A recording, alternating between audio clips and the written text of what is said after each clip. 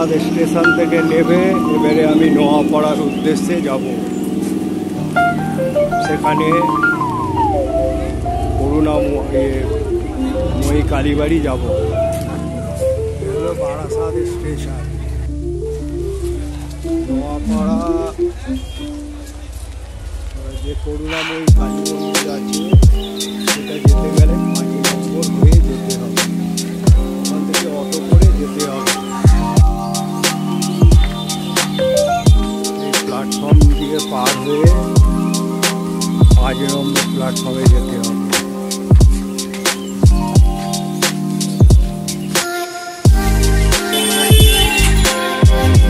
এই যে মানসী মই দোকান আছে এইখান থেকে যেতে হবে। মই কালীবাড়ি যাব। মহারাজ কৃষ্ণচন্দ্র প্রতিষ্ঠিত নোয়াপাড়া পুরাতন কালীবাড়ি সংস্কার হয়েছে 2002-এ। কালীবাড়ি আজ আপনাদের মহারাজ কৃষ্ণচন্দ্র প্রতিষ্ঠিত নোয়াপাড়া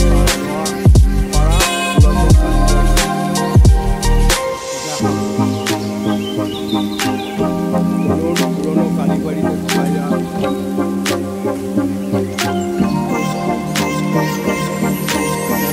রাখাবার কোনো ব্যবস্থা নেই। মোটামুটি আপনাদের বেশ জায়গাটা বড়ই আছে।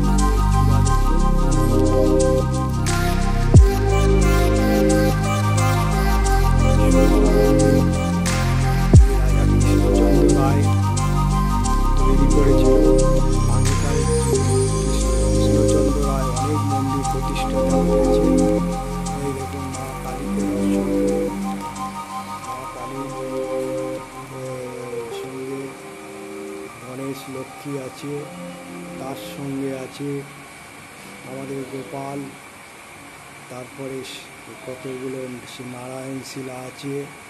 সব পুজো হবে একটু পরে। আপনি লক্ষ্য করুন, মা কালী দর্শন করুন, আপনাদের খুব ভালো লাগবে। সারদা মায়ের ছবি আছে, তারপর হচ্ছে তারা মায়ের ছবি আছে। মন্দিরে ঝাড়বাতি দেখুন, কত সুন্দর ঝাড়বাতি। এই মন্দিরে আপনারা আসবেন, খুব পুরনো মন্দির, পুনঃসংস্কার হয়েছে। এখানে একটা জলাশয়ও আছে, দেখুন। এই জলাশয় এখন নেই, খুব একটা ভালো নেই। আপনারা দেখুন, আজ আপনাদের বারাসাতে নোয়াপাড়া পুরাতন কালীবাড়িতে এনেছি। এবারে শিব দর্শন করুন। শিব, এই নোয়াপাড়া পুরনো কালীবাড়ির শিব দেখুন, লক্ষ্য করুন কি সুন্দরভাবে ছোট্টর ওপরে তৈরি আছে এই মন্দির। এখানে সামাজিক অনুষ্ঠান হয় নাট মন্দিরে। দেখুন এই মন্দির, লক্ষ্য করুন, আপনাদের ভালো লাগবে। এই মন্দিরে আপনারা আসবেন, পুজো দেবেন, মনস্কামনা করবেন। আর বেশি কিছু বলার কি আছে, তা আমি বলবো আপনারা এইটা দেখার পর আমাকে লাইক, শেয়ার এবং সাবস্ক্রাইব করবেন, এবং ভুল বশত যদি কিছু হয়ে থাকে সেটা আপনারা মন্তব্য করবেন।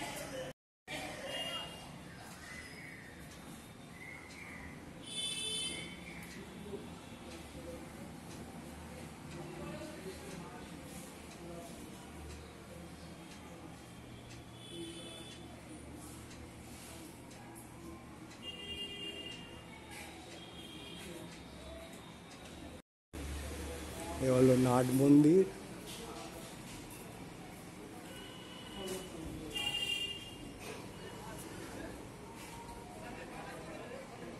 নাট মন্দির দেখুন, এখানে সামাজিক কাজ চলছে।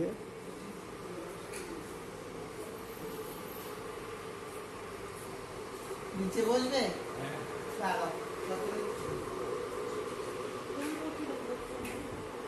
এখানে একটা বৃক্ষ রয়েছে, এই বৃক্ষের তলায় হচ্ছে বসে রামপ্রসাদ গান গেয়েছিল, এবং এখানে সকলে পুজো দিয়ে যায় এই বৃক্ষকে।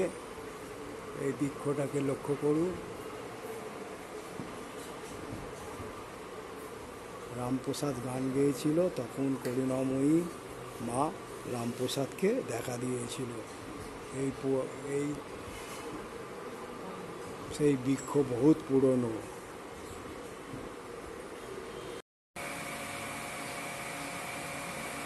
মন্দিরটাকে লক্ষ্য করুন, কি সুন্দর। এই মন্দিরের অনেক ইতিহাস আছে। মন্দিরটা সম্পূর্ণ একদম গয়না পরানো, তারপরে কি সাত কাপড় দিয়ে সাজিয়ে মাকে কত সুন্দরভাবে রেখেছে, আপনারা লক্ষ্য করুন। এই মন্দির সম্বন্ধে আপনার কাছ থেকে আমি দু চার কথা জানতে চাইছি, বলুন। ওটা মুখে নিন, মুখের ধারে। হ্যাঁ, মহারাজা কৃষ্ণচন্দ্রের প্রতিষ্ঠা মন্দির। হ্যাঁ। মহারাজার আর এখানে কালী পুজো, বিপত্তারিণী, নীলষষ্ঠী এই সমস্ত হয়। এখানে রামপ্রসাদ গাইতে গাইতে যাচ্ছিল, বললো মায়ের পশ্চিমমুখী, বললো আমার দিক ফিরে যা। তা বললো তোমার গরজ থাকলে তুমি ফিরে শোনো। তখন এই মুখ হয়ে যায়, মুখ তখন পশ্চিমমুখী হয়ে গেছে। ওই গাছের তলায় কি এ গান গেয়েছিল? ওই রাস্তা দিয়ে যাচ্ছিল, ও রাস্তা দিয়ে। আর ওই গাছটার মধ্যে সব মানত করে। ও গাছটা বেল গাছ হচ্ছে, বোদন পুজো হয়। ও কোন বেল গাছটা? ওইটা? ওই যে ওইটা? হ্যাঁ, আচ্ছা, বেল গাছটায় বাঁধানো। আচ্ছা, বাঁধানো। কি পুজো হয়? বোদন পুজো হয়। আচ্ছা, দুর্গা পুজো হয় এখানে। হ্যাঁ, এখানে আর কি পুজো হয়? দুর্গা পুজো হয়। ওইখানে দুর্গা পুজো হয়। ওই দেখুন আপনারা, ওখানে দুর্গা মঞ্চ আছে। আর আর কি কি হয়? দীপাম্বতী অমাবস্যায় কালী পুজো হয় তো? হ্যাঁ, কালী পুজো হয়। তার মানে ইনি যা বললেন, এইখানকার যিনি মন্দিরের কার্যে আছেন, উনি আমাকে বললেন এখানে বিপত্তারিণী হয়, নীলষষ্ঠী হয়, এবং সামাজিক কোনো অনুষ্ঠানেরও কাজ হয় তো, শ্রাদ্ধ এগুলো হয়, বিয়ে পৈতে সব রকমের কাজ হয়। এবং এখানে উনি আর একটা কথা বললেন, রামপ্রসাদ এখান থেকে যাচ্ছিলেন, তখন যেতে যেতে তখন আনন্দময়ী মা বলে গান শোনা। তখন বলে ঠিক আছে, গান শোনো। গান শোনাবার পর এই মা তখন পশ্চিমমুখী হয়ে গেছে। সেই জন্য মা আনন্দময়ী মা পশ্চিমমুখী। তা আপনারা মোটামুটি এই মন্দির সম্বন্ধে জানতে পারলেন। আর এই মন্দিরে এখানে শ্রাদ্ধ অনুষ্ঠান, পৈতে, বিয়ে সব কিছু হয়। এখানে দুর্গা মঞ্চ আছে, দুর্গা মঞ্চ দেখুন, দুর্গা পুজো হয়। এখানে শিবও আছে, নীলষষ্ঠীও হয়। এনার কাছ থেকে সব জানতে পারলাম, মোটামুটি সব জেনে এইবারে এখানে এই ব্লগটা এখানে শেষ করব। এবং আপনারা পারলে এটা লাইক, শেয়ার এবং সাবস্ক্রাইব করে দেবেন। এই বলে জয় মা আনন্দময়ী বলে আমি ঘরের উদ্দেশ্যে চললাম। যতটুকু জানতে পারলাম আমি আপনাদের জানিয়ে দিলাম। জয় মা আনন্দময়ী।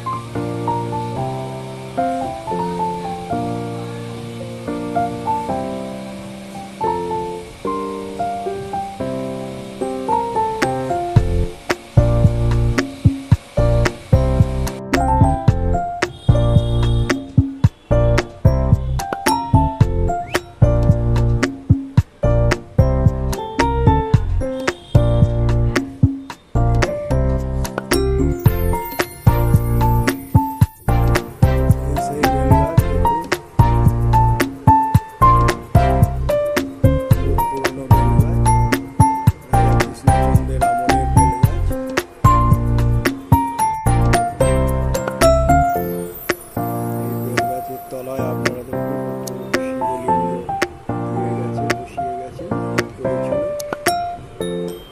এই বেলগাছের বোধন হয় বললেন উনি। তুলসী মঞ্চ দেখুন কত সুন্দর।